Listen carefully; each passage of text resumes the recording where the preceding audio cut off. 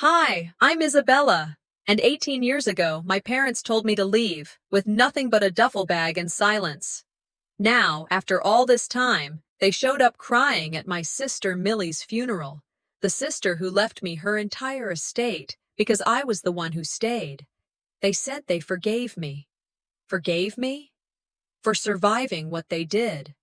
Then they tried to claim I was mentally unfit, filed legal motions, forged my name, erased me from family photos. They even sent a child to beg on their behalf. Why do the ones who abandon you always come running when there's money? And what do you do when they lie not just to the world, but right to the judge's face? The leaves in Vermont don't just fall, they break away like they've had enough. I drove through the winding back roads early that morning, the crispness in the air sharper than I expected. Even with the windows up, I could smell the dying leaves, the earth drying beneath them. That scent, damp and final, followed me all the way to the little white church where Millie's service was being held. I parked behind the last row of cars. Didn't want anyone to notice I was early, or alone. I sat for a moment, staring at my reflection in the rearview mirror, adjusting the collar of my navy coat. Millie always said it made me look like a woman who didn't take nonsense. I needed that. Because today wasn't just about loss, it was about survival. About standing in the very space where people would cry for Millie and pretend I didn't exist. The chapel smelled like polished wood and old air. I slipped in quietly, choosing a seat in the middle row. Not in front, didn't want to be a target. Not in the back, didn't want to look like I didn't belong. I sat still. I scanned the room. Most people looked genuinely sad. A few were whispering. Maybe about me, maybe not, but I knew that in rooms like this, silence is rarely kind. And then the doors opened behind me. Slow, deliberate, they walked in like they owned grief. My parents. Sol, in a black dress too tailored for mourning, dabbing the corner of her eye with a monogrammed lace handkerchief.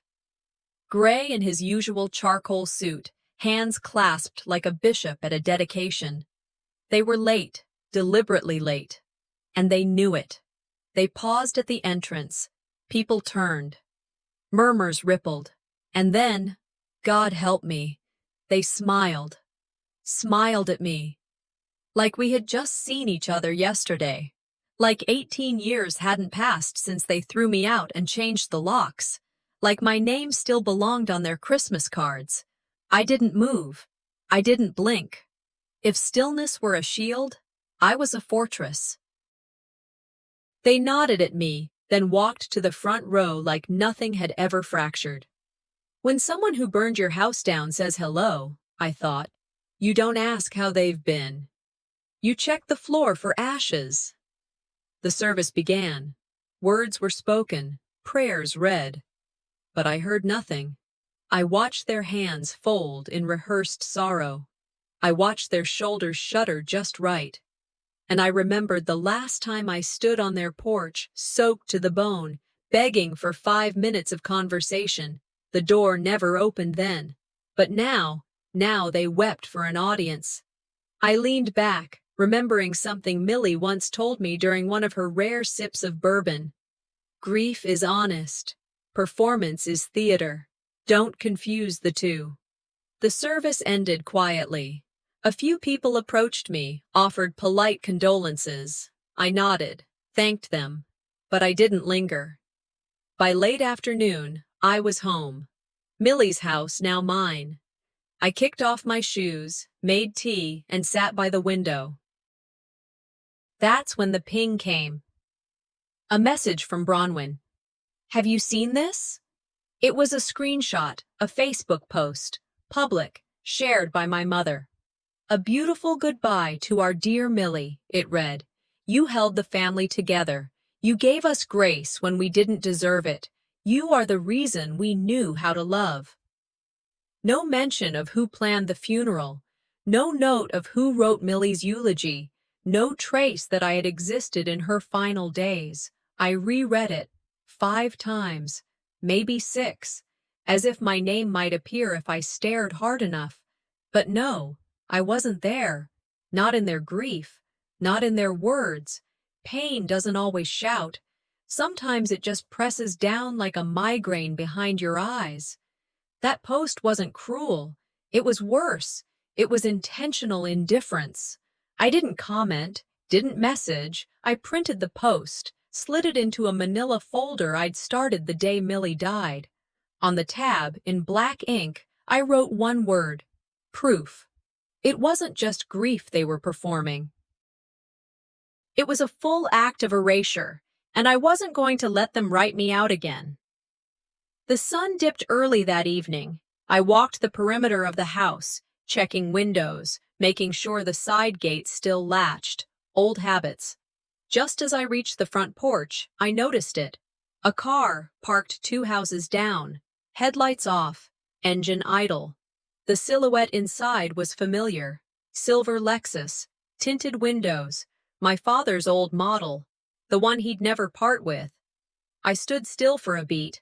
Then I flipped on the porch light. The car pulled away. No confrontation, no honk. Just gone. I didn't panic. I didn't even flinch. I walked inside, locked the door, and sat down at the kitchen table with a pen. I opened a fresh page in my notebook. Day 1. They're watching, I wrote. They're planning something, and this time I'll be ready. I poured another cup of tea. Let the silence stretch. It didn't feel empty. It felt strategic.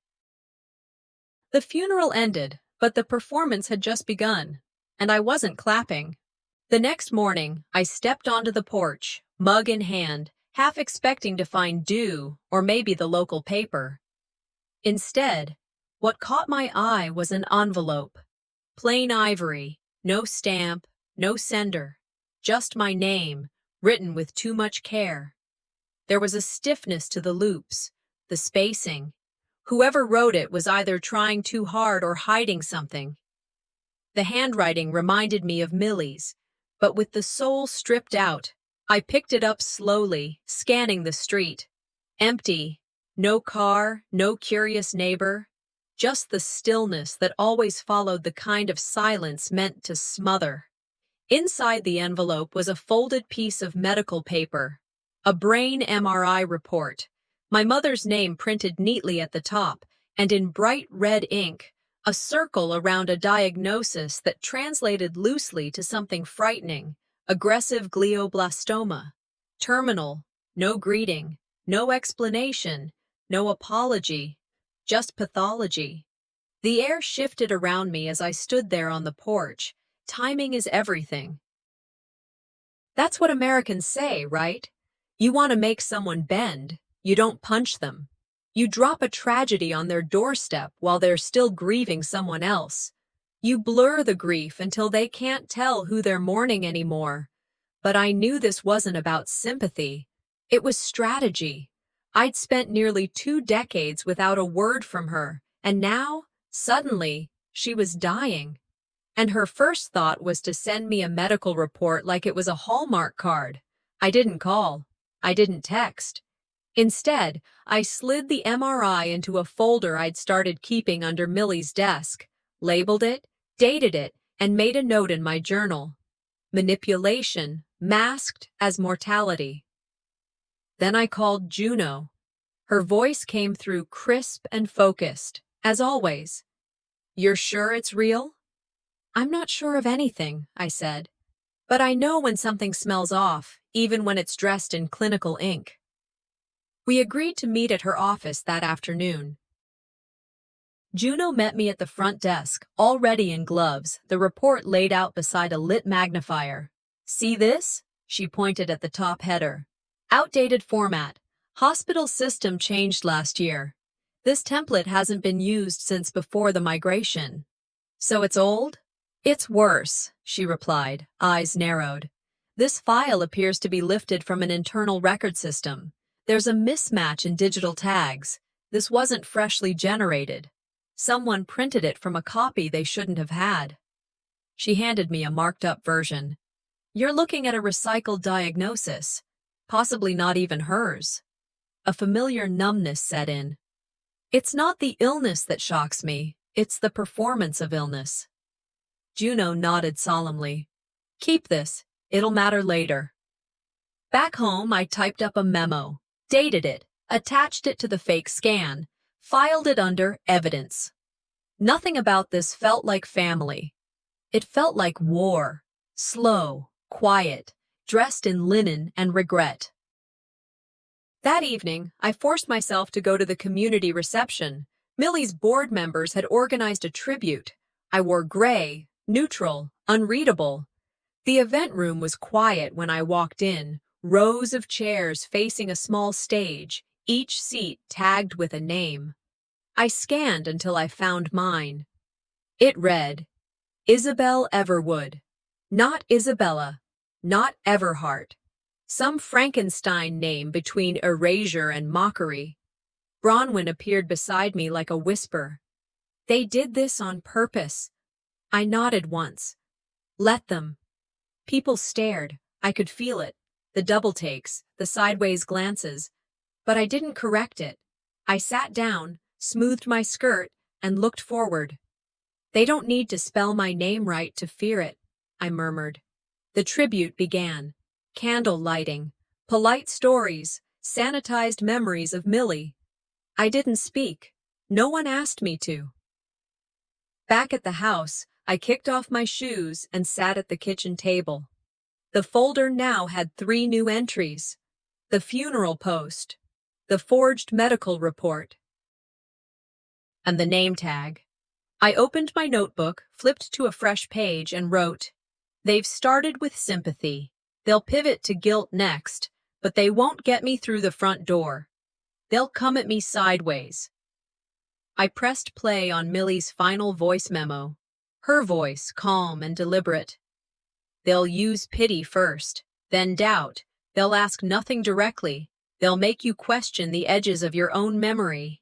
But you stayed, and that means more than their entire inheritance of noise. I closed the notebook, turned off the light. My heart wasn't heavy, it was alert. If they think I'll soften, they've mistaken silence for surrender. Rain. Not the dramatic kind that pounds rooftops or clogs gutters, just a steady mist that made everything look tired. I watched it from the living room, chin resting on my hand, mug warming my fingers more than the tea inside it. Outside the window, the sky hung low, as if even the clouds were grieving. Something about that gray drizzle dragged me backward. 18 years ago, it rained too. Not like this, but enough to soak through a thin jacket, enough to make a memory stick. They didn't yell. No slamming doors, no theatrics, just my father's voice. Cold, quiet, final. You need to leave. No discussion, no warning, just those words. And my mother stood 2 feet behind him, arms crossed like a border guard. I remember the doorknob. It was metal, loose in its socket, always a little too cold. I reached for it slowly, waiting for someone to stop me, but they never did. The door clicked shut behind me like the punctuation at the end of a sentence no one wanted to finish. I had 1 duffel bag, $40 in a folded envelope, and a phone with a dead battery. No one asked where I'd go, and honestly, I had no idea. I walked until my legs burned. 4 blocks, maybe 5. Found myself sitting on the curb outside a gas station, pretending I was just waiting for someone. But no one came. I sat there till the sky turned a lighter shade of black. People love to say silence is peaceful, but they're lying. Silence, when it's sharp and pointed, is punishment. It slices deeper than shouting ever could. In that moment, I wasn't just alone, I was deleted. The years that followed weren't filled with screaming matches or bitter emails. They were filled with nothing. No birthday texts, no "how are you" messages, no invitations, just absence. A vacancy that stretched wider with every holiday, every life milestone I lived through without them. When Millie had her gallbladder surgery, I'd stayed 3 nights in the hospital with her, rotating between her room and the cold plastic chair by the vending machine. My parents didn't show, didn't ask how it went. When I had to put my dog down, Bruno, the mutt Millie rescued on a whim, they didn't call. I remember standing in the vet's office, clutching his collar like it was a lifeline, wondering if anyone else even knew what that dog had meant to me. Holidays were the hardest. Not because I wanted a gift or a card, but because they made you feel the absence louder. When the world pauses to celebrate connection, being unseen feels like a scream in a soundproof room. Over time, I started inventing reasons for their silence. Maybe they're ashamed. Maybe they miss me but don't know how to fix it. I told myself that enough times it almost sounded plausible, but the truth is simpler. They didn't call because they didn't want to. They didn't speak my name because it no longer served them. Silence wasn't the wound, it was the message, and that message was received. Millie, though, she was different. She didn't swoop in with a lecture or a checklist, she just showed up. She knocked on the glass at that gas station the morning after. No umbrella, just that old blue coat and a thermos of lukewarm tea. She didn't ask what happened. She didn't need the details. "Get in," she said. And I did. That was Millie. No speeches, just presence. She gave me the guest room without asking how long I'd stay. She filled the fridge with strawberry jam because she remembered I used to eat it with a spoon as a kid. She left post-it notes in places only I would see. Breathe on the bathroom mirror. Milk on the fridge. Home taped inside the closet. She didn't say, "I love you," but she never once asked me to leave. And in that space, her quiet, cluttered, intentional space, I stopped being invisible. Millie didn't fix me, but she made it okay to exist again. And in doing so, she gave me back pieces of myself I didn't know I'd lost. I wasn't just the girl who got thrown out. I was someone who stayed, who cooked, who painted the porch, who learned to prune roses without bleeding. I became a person worth being. So when my inbox pinged that morning with a calendar invite, I almost deleted it without looking. But something told me to check. Subject line: Millie Langford Dedication Ceremony. Location: Community Hall, Wednesday, 3:00 p.m. Speakers listed: Gray Langford and Saul Langford. Immediate family. There it was, not even subtle. I stared at the screen, mouth slack. 18 years, I whispered. 18 years of nothing. And now they remember me, because she left me everything. I didn't cry. I didn't throw the laptop. I didn't scream. I just sat there, quiet. Then I opened a new tab, RSVP'd yes, and wrote a note to myself in bold. They had erased me once. And now they were trying to rewrite me. It had been a quiet day. Too quiet. I hadn't left the house since the dedication invite came through, not because I was afraid to see them, but because I needed stillness to think. The kind of silence that lets you pick through your thoughts like sorting glass shards by color. The mail came late, a thick stack bound by a rubber band, mostly bills and offers I never asked for. But there, at the bottom, was an envelope that didn't belong with the rest. No return address, just my name and a faded Dallas postmark.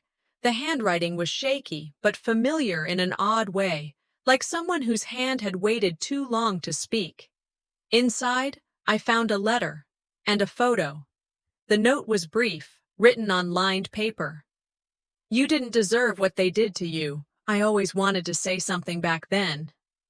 It was signed by Miss Lovis Graymere. It took me a second to place her, an older woman who lived across the street from us in Texas. She'd always kept to herself, but I remembered her watering azaleas in her housecoat and how she once gave me a pair of old Reader's Digests when I was grounded for talking back. The photo, though, hit like a body blow. It was me. 14.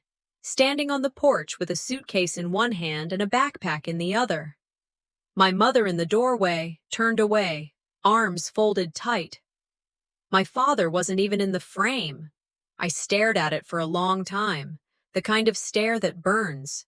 There it was, proof that it happened. Not just a memory, but a moment someone else saw. Someone who now, almost 2 decades too late, said, "I saw." And it was wrong. I placed the photo next to the funeral post in the proof folder. Not for revenge, for record, because memory fades. Paper doesn't. Later that night, I pulled out the old file box from Millie's closet. I hadn't gone through everything yet. Most of it was utility bills, tax records, letters from charities she supported. But tucked between 2 folders marked legal and education grants, I found it. A document, thick paper, signed by my 14-year-old self. My name written in a shaky, half-cursive hand that didn't even match how I sign now. I remembered this. I was at the kitchen table in Texas. The air smelled like chicken broth and new printer ink. My father had placed a stack of papers in front of me and said, "Sign these for school. New rules from the district." I didn't ask questions. I was a kid. My mother stood by the stove, didn't say a word, didn't even look up. Now, with Bronwyn's help, I knew exactly what it was. A legal waiver. I had unknowingly signed away any rights to family inheritance. It had been slipped under school forms, buried beneath permission slips and academic policies. And it was worthless. The date didn't line up. I was a minor. The witness signature was from someone who no longer lived in the state. The document wouldn't survive a day in court. "They didn't just erase me," I muttered aloud. "They started deleting me before I had a chance to become." The next morning, I sat across from Juno in her office. Her eyes scanned the letter from Lovis, then the document. She didn't blink, didn't flinch, just placed both in a separate binder with a quiet precision that made me feel protected. "This would never hold," she said. "Even in a sloppy court, this wouldn't last 5 minutes." "They expected I'd never see it again," I said. "Expected I'd be too afraid or too broken to question it." Juno leaned back. "They expected you to disappear." A quote popped into my mind. Something I once saw on a library wall in Houston, credited to Eleanor Roosevelt. "No one can make you feel inferior without your consent." I smiled for the first time in days. "I want to prepare something," I told her. "Not to fight, to clarify. This isn't about vengeance. It's about authorship. They don't get to rewrite me." Juno nodded. "I'll draft the initial reply." That evening, I returned home and tried to enjoy something simple. Tea, toast, silence. The kettle had just begun to whistle when the phone rang. I let it go to voicemail. Then I sat at the table and played it. My mother's voice came through the speaker, thin and trembling. "Isabella, I know you found things. Please, don't destroy us. We didn't know what else to do. We didn't know how to fix it."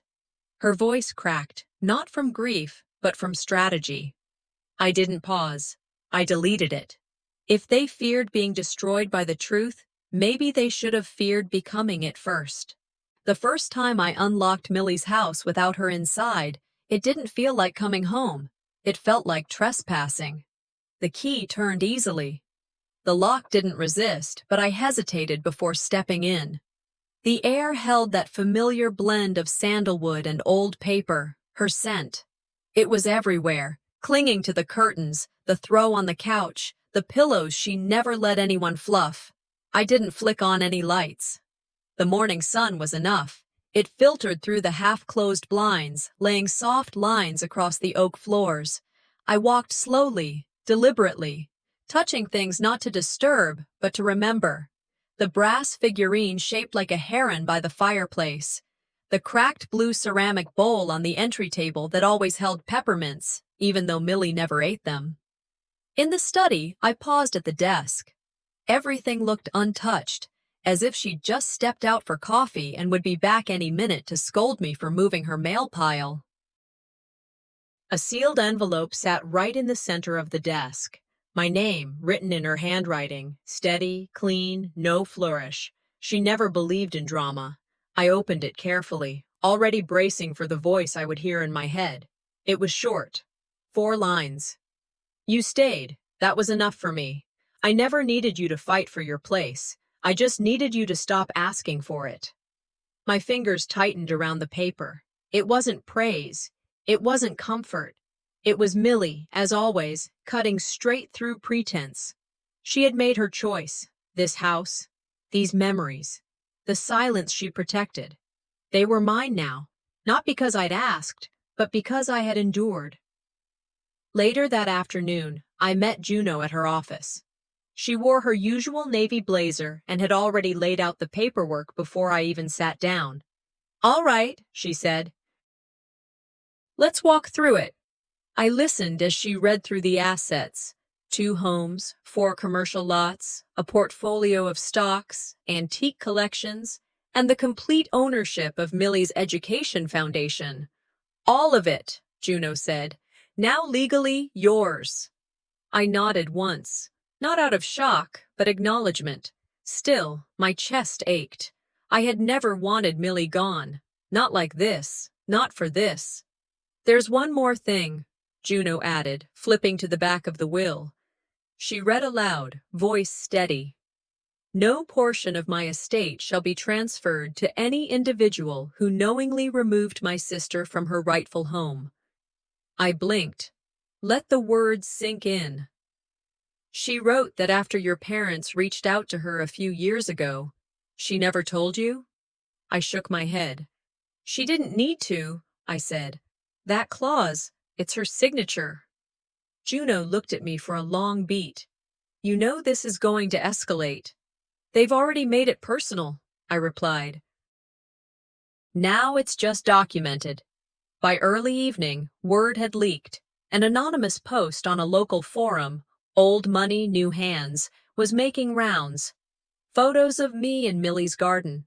A blurry shot of my parents walking out of the courthouse. The headline didn't mince words. "Estranged daughter inherits entire Langford estate. Parents left with nothing." The town had its opinions. Some reached out with kind words. Others avoided me like I carried a scandal. Bronwyn texted, "Expect more. People like watching inheritance fights more than soap operas." One former board member of Millie's nonprofit called me personally. "Izzy," she started, "you know I always respected Millie, but some of the donors are uneasy. They think a redistribution might soften the optics." I let her speak, let her finish her corporate apology in full.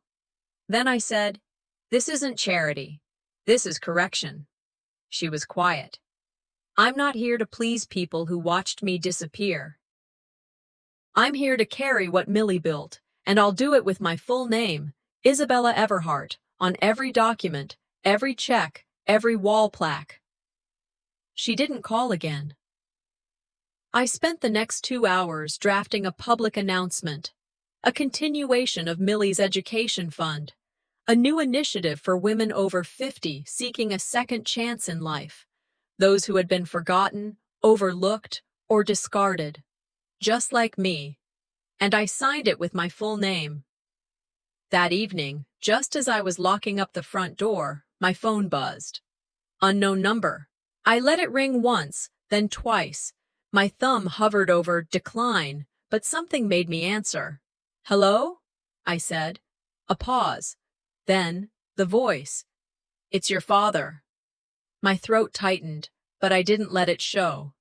"We need to talk," he continued. "We're still family." I didn't reply.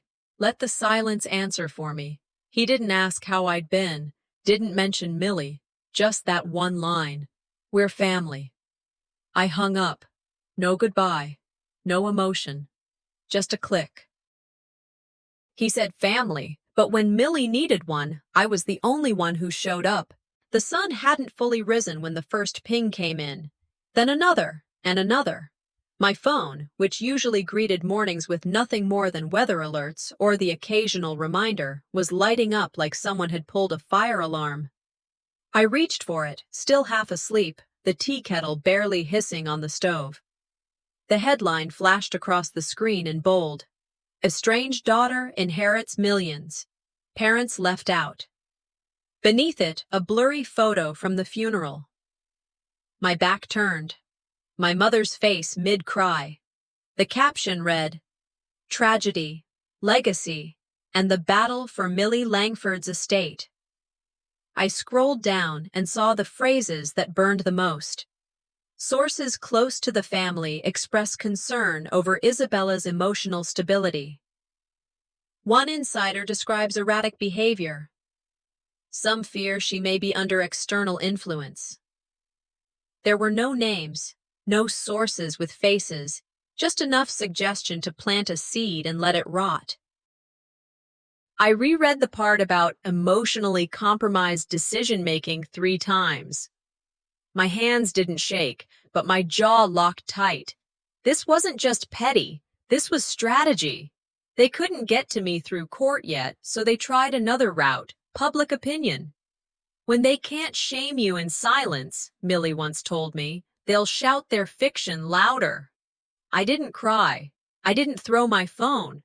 I took the kettle off the heat, poured the tea, and sat down to make a list. Names, dates, receipts.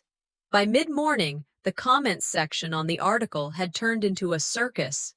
People who didn't know me from a stop sign were weighing in with phrases like spoiled brat and must be nice to steal from your parents. And then came the knock. It wasn't loud. It was steady, rhythmic, familiar. I opened the door to see both of them, Gray and Saul, standing as if this were just another Sunday visit. Not a word spoken yet, but their eyes were rehearsed, neutral, controlled. "Can we come in?" Gray asked. I didn't answer right away. I looked at them, then at the porch furniture, then back. "We can talk here," I said. "The house doesn't do well with false sentiment." They exchanged a glance before stepping onto the porch. Saul sat down slowly, adjusting the hem of her coat. Gray remained standing, hands in his pockets like he was trying to look casual. "You doing okay, sweetie?" he asked. I raised an eyebrow. "Funny. Just inherited 300 acres and a non-profit. Define okay." Saul forced a smile. "You look thin. Have you been eating properly?" "I've been managing, like always, without an audience." Gray chuckled lightly, the way you do when you're buying time. "We just wanted to check on you. Things must be overwhelming." "Managing an estate isn't easy," Saul added, "especially with the legal parts. You might be overextending yourself." There it was. The script, buried in warmth, but laced with doubt. I leaned back in my chair and said nothing, letting their words linger, giving them rope. Gray stepped forward, dropping the next line like a trap door. "We've spoken to a few professionals, advisors. They're concerned, too." I tilted my head. "Concerned?" "Yes," he said smoothly, "that perhaps it's time for a competency evaluation, just a routine check, nothing aggressive." "To protect you," Saul added. "From stress, from bad actors. You're vulnerable right now." "Bad actors," I echoed. "And who's writing the script?" Saul glanced down at her hands. Gray didn't break eye contact. "Look," he said, "this isn't about taking anything away. It's about making sure you're okay to handle all of this." "I have a legal team," I said calmly, "a licensed advisor. I've passed every required evaluation to manage Millie's estate. And unlike some people, I don't forge signatures or leak half-truths to gossip columns." They didn't flinch, but they didn't deny it either. "I see," Gray said finally. "You've got your guard up." "No," I corrected. "I've got memory and documentation." The silence stretched. Then Saul stood, slowly, and stepped forward. "You don't have to do this the hard way, Isabella." she said. Her voice wasn't trembling now, it was tight. I'm not doing it the hard way, I said, stepping closer. I'm doing it the only way I was ever taught. Quiet, unbreakable. They left without another word. That night, just as I sat down with my journal, my phone rang again. Juno's voice came through crisp and measured.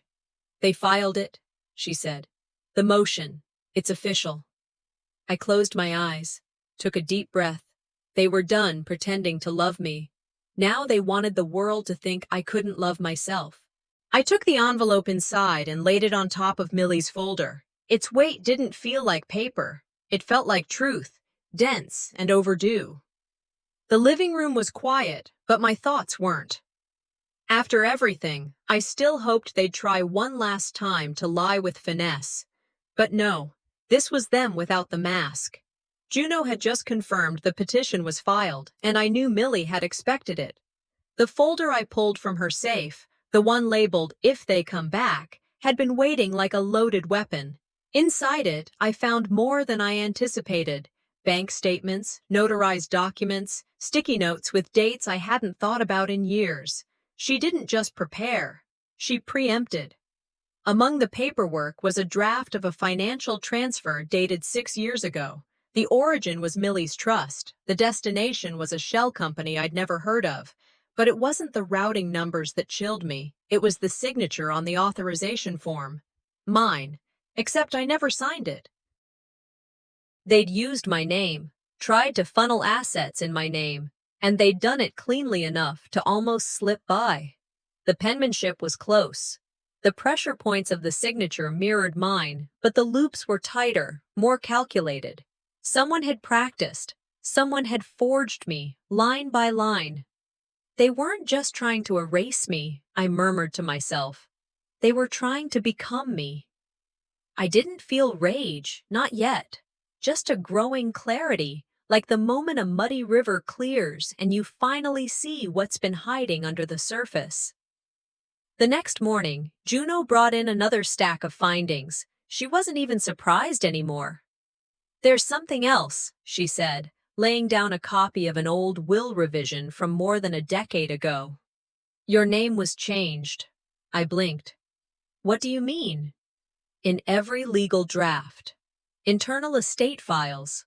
All places they could control without your signature. They started referring to you as Isabella Ford. Quietly, over time. You were scrubbed out of your own inheritance trail. She showed me a highlighted section in a scanned PDF.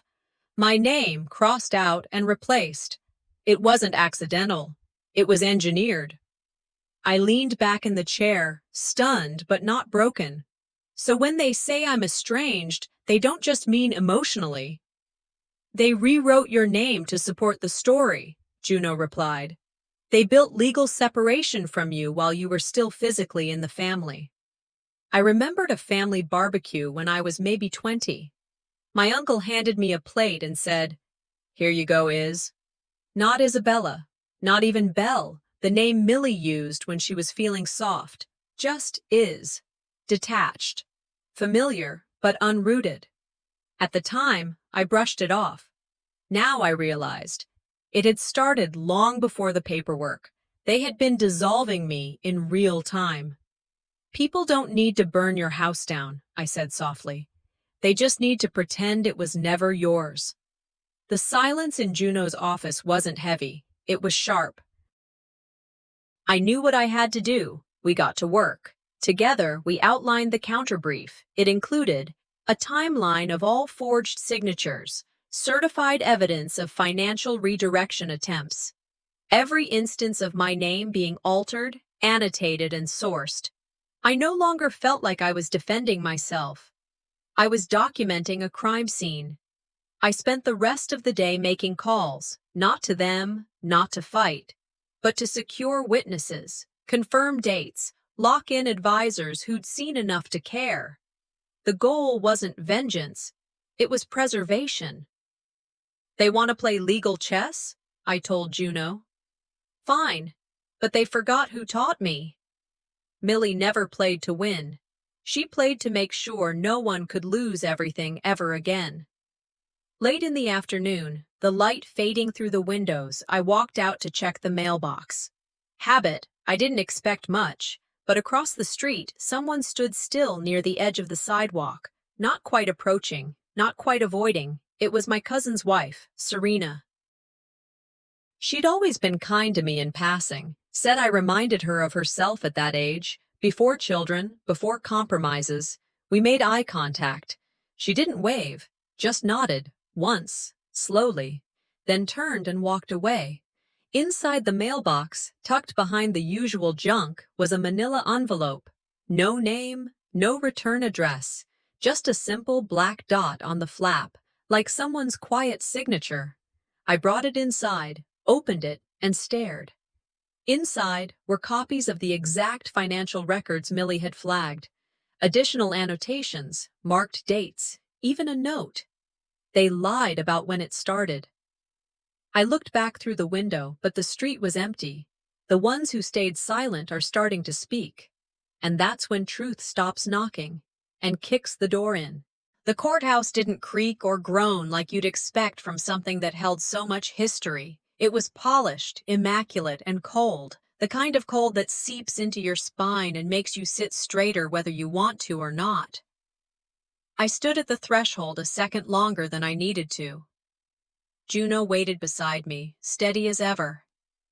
In her hands was the folder we'd both studied like scripture. One word written on the front in my handwriting: truth. We walked in together. The courtroom was half filled with local press and a handful of townspeople who lived for moments like this. People who smiled when they saw your name in a headline, but never asked how you were doing when they saw you in line at the market. My parents sat at the opposing table, flanked by their legal team.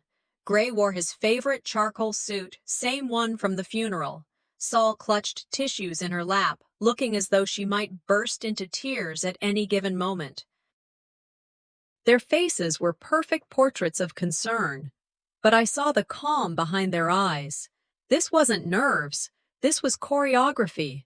The judge entered, stern, white-haired, clearly tired of inheritance squabbles. She adjusted her glasses and read the petition aloud, slowly.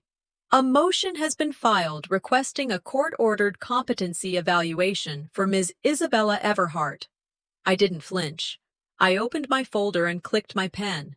They weren't looking for justice. They were looking for justification. Their attorney stood first, polished, polite, surgically precise. "Your Honor," she began, "my clients are not here in anger. They're here out of concern.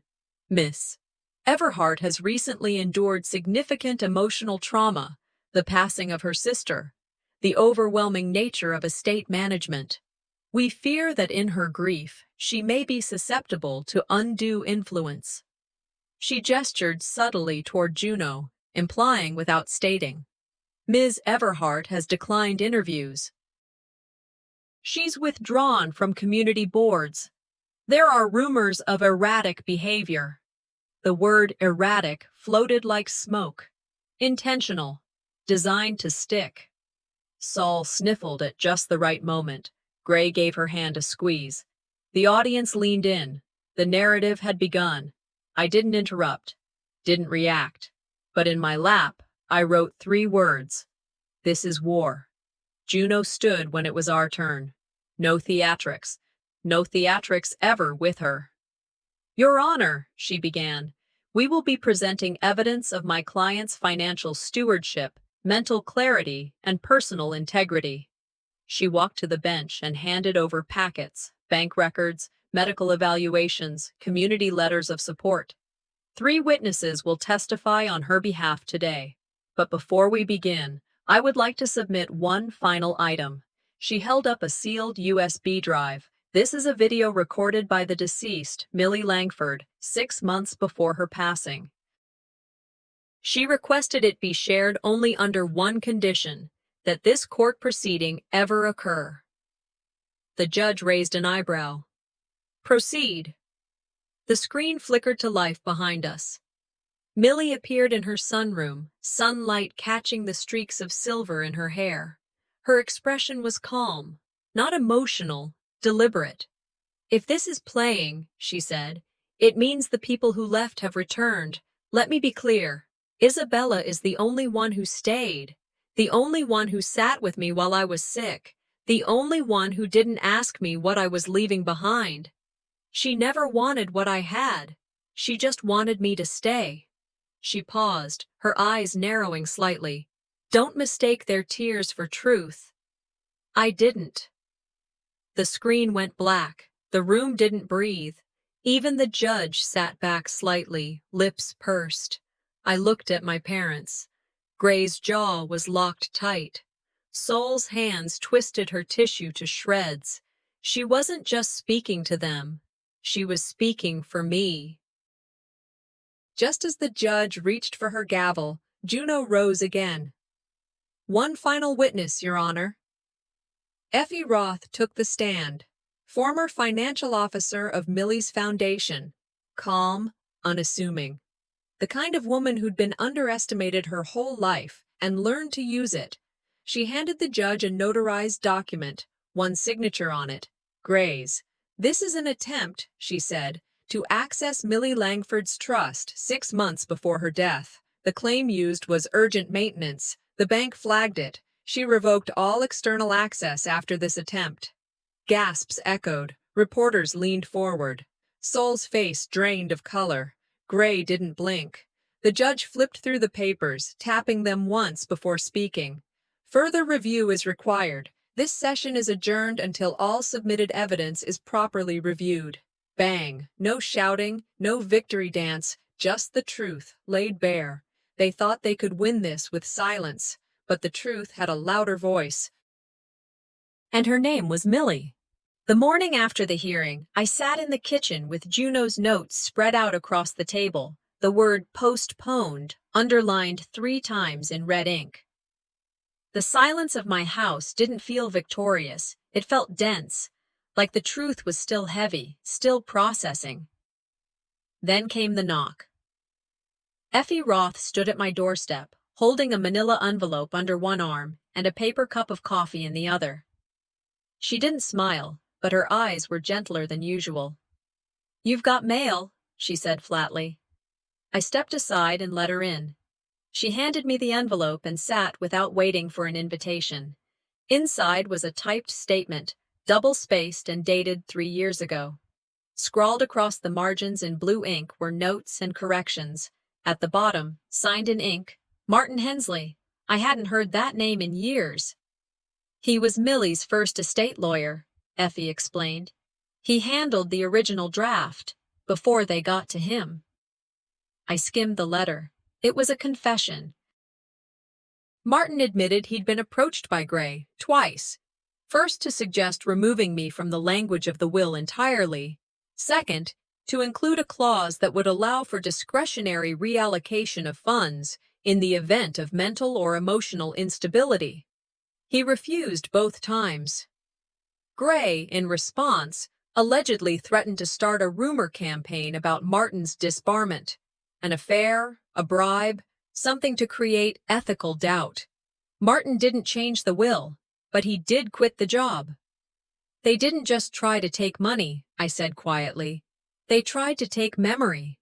Effie nodded, as if she'd already made peace with the truth. "Millie used to say, 'History isn't what happened, it's what they wrote down,' and they'd been trying to write me out for years." Later that day, I pulled into the parking lot of the community center where a tribute to Millie was being held.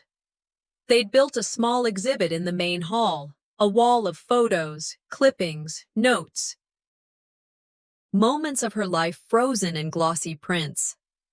As I walked through the space, I felt the usual stares, polite but pointed. I nodded back, offered soft thank yous when someone said they were sorry for my loss, though I wasn't sure they knew what I'd really lost.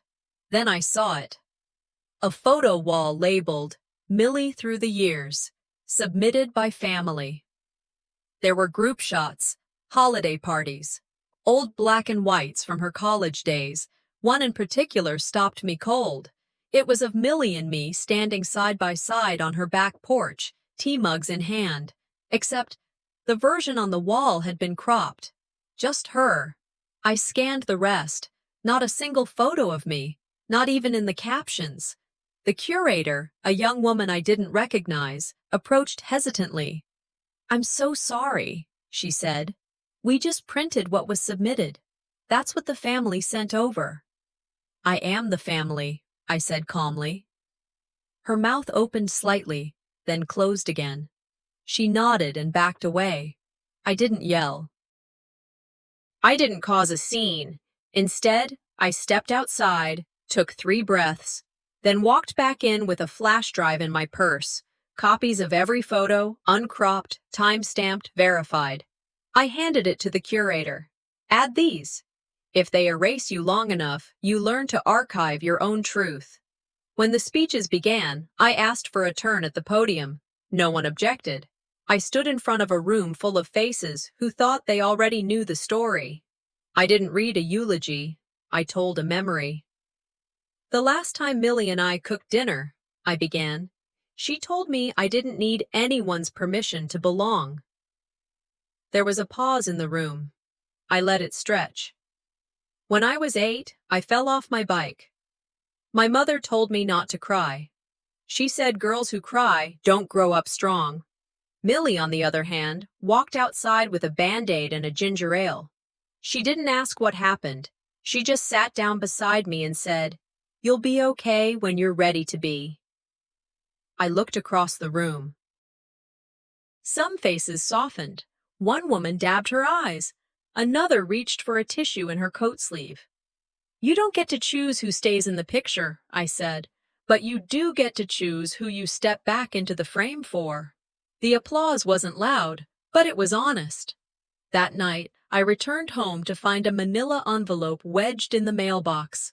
No name, just the address typed in block letters. Inside was a single sheet, a notice of a preliminary trust dispute. A new legal team was involved. But what hit hardest wasn't the motion. It was the name at the bottom. Filed on behalf of Family Interest. My cousin, Jared. Jared, who used to sit with me on the floor of Millie's sunroom, playing cards and swiping shortbread cookies when no one was looking. Jared, who once told me, I'd never be part of their crap. When one branch rots, the others bend to hide the smell. I didn't know the roots ran that deep. The voicemail came while I was washing dishes. I almost didn't check it, figured it was another solicitor or one of those automated political messages. But something about the silence afterward, the way my phone just sat there glowing, made me press play. "Hi, Aunt Izzy. I know this is probably weird, but my dad's been really stressed. I heard him and Mom talking last night. They said something about lawyers and how it's not fair what happened. They want the house back. They keep saying it was supposed to be theirs. I heard them say you'd understand, and maybe you could help. I don't know, they told me to call." My nephew, barely 12. Reading a script he didn't write. I didn't cry. I didn't rage. I just sat down at the kitchen table, hands still damp, and listened to it twice more. They gave him a script, but he wasn't old enough to believe it yet. That's what stung, not the betrayal. I expected that by now. It was how far they'd go. How deep they'd dig, dragging children into shadows just to cast one more doubt. I didn't respond. I didn't call back. I printed the voicemail transcript, folded it neatly, and slid it into the folder labeled Collateral Damage. That afternoon, as the sun hit just the right angle across the porch steps, Bronwyn's message came in. "Check your inbox. Now." I opened my laptop and found the link, a video, posted anonymously. Title: What She Left Behind. I clicked. Millie's face filled the screen, older than the version I'd etched into memory. Her hair pulled back loosely, her eyes rimmed with age, but never hesitation.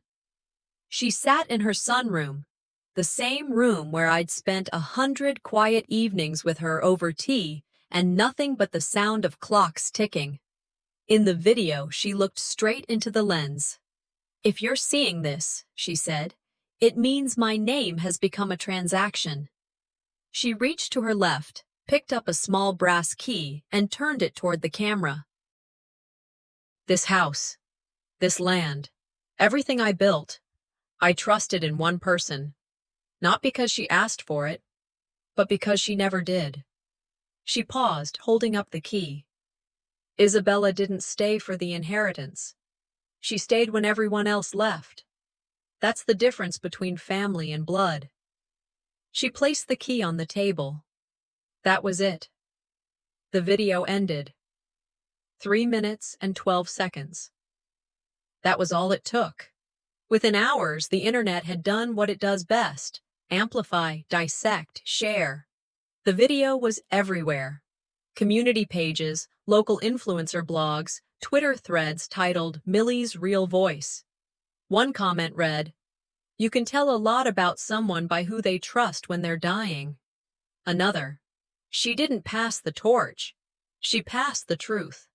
I whispered to myself, sometimes vindication doesn't roar.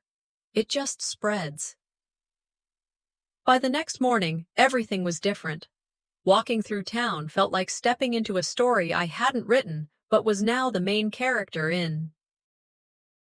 People looked at me, not with suspicion, but with recognition.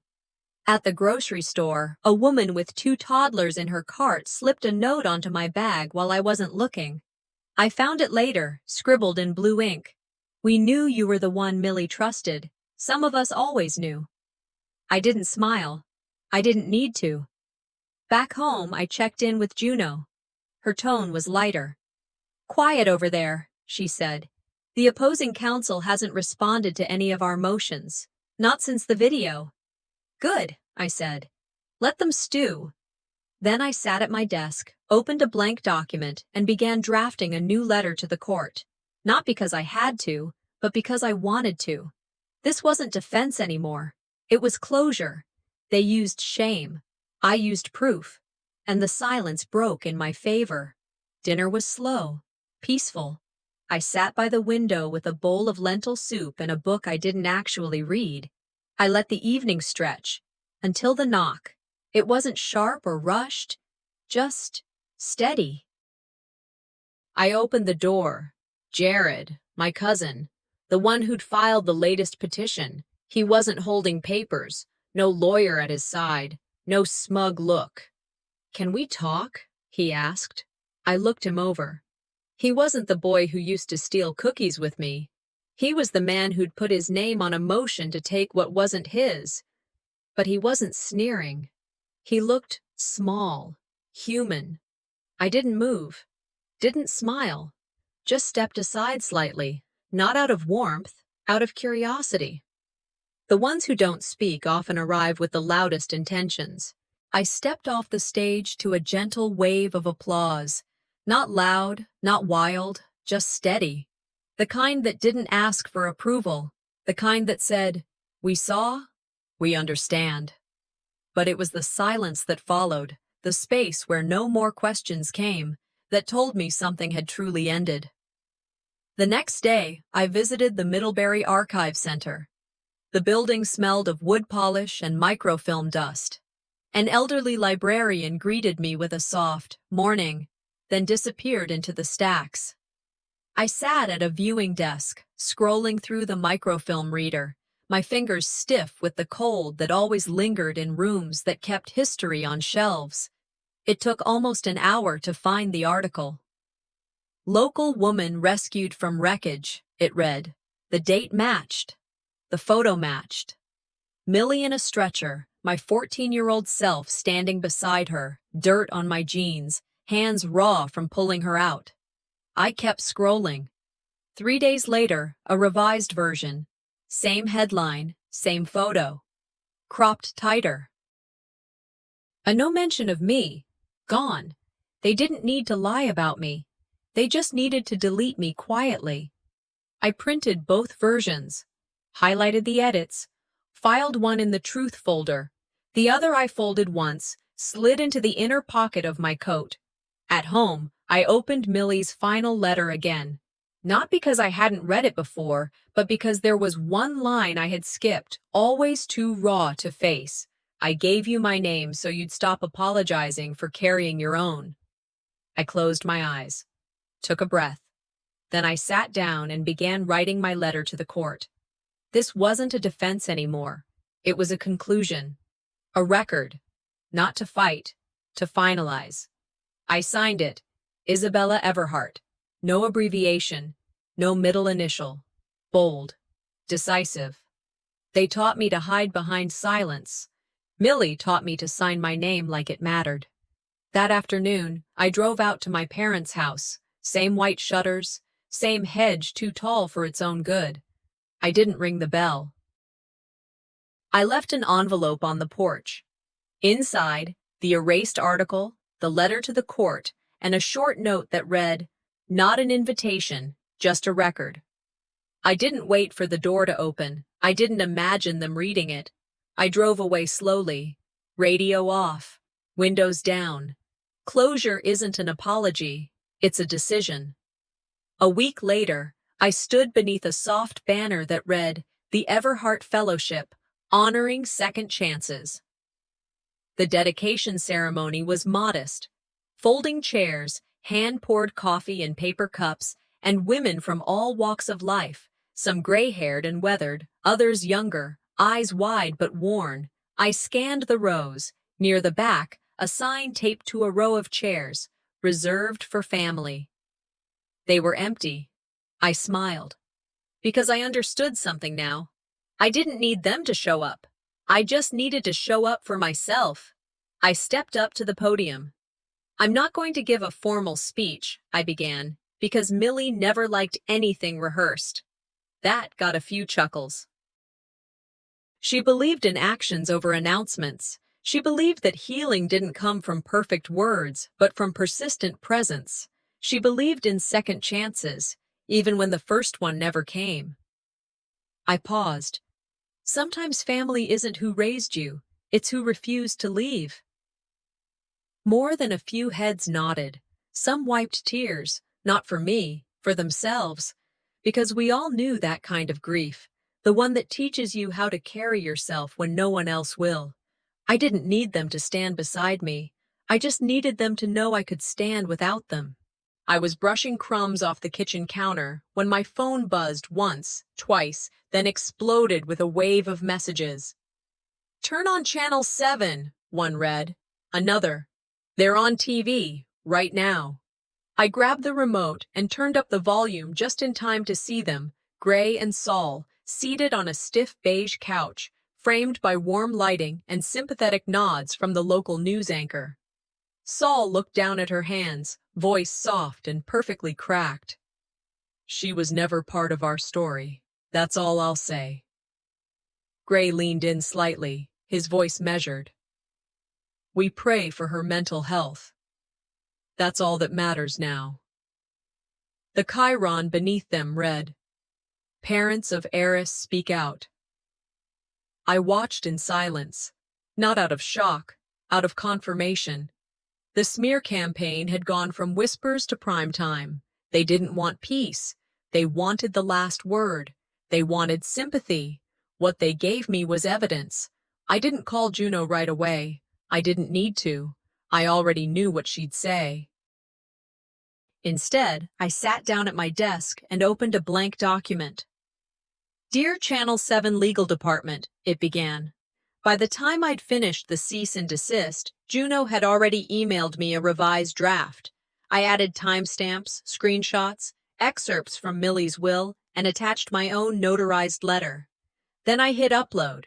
No tears, no vengeance, just clarity. I recorded a simple video, 2 minutes, one take. "I've been accused of being unstable," I said, staring directly into the camera.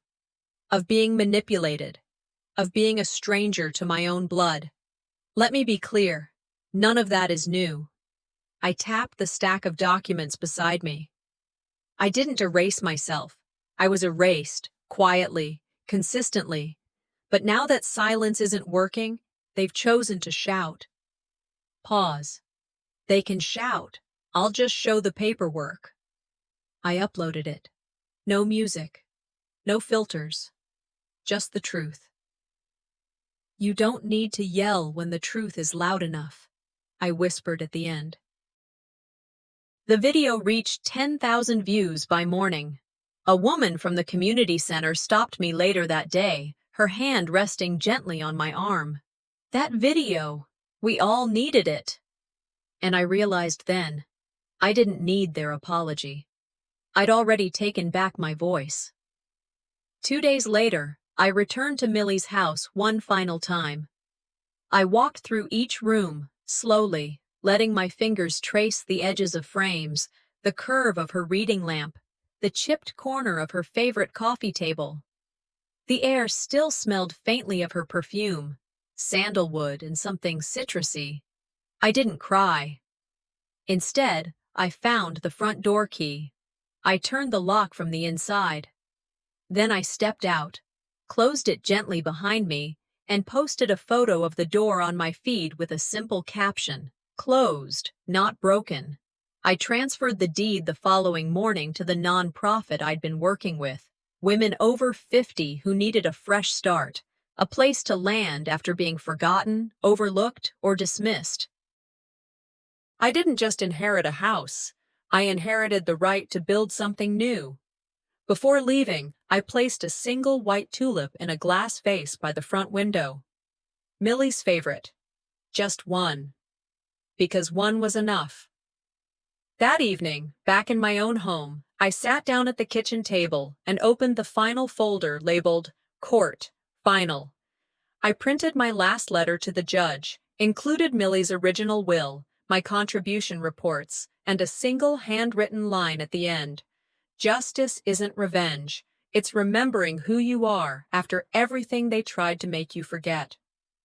That night, I hosted a gathering in the community hall, a small event for the women in my new program. Some brought wine, others brought stories, and we laughed, not the nervous kind, the kind that fills a room without needing permission. I looked around and didn't see victims. I saw women who had closed doors behind them and were still standing. They shut the door on me once. But this time, I was the one who locked it and walked away whole.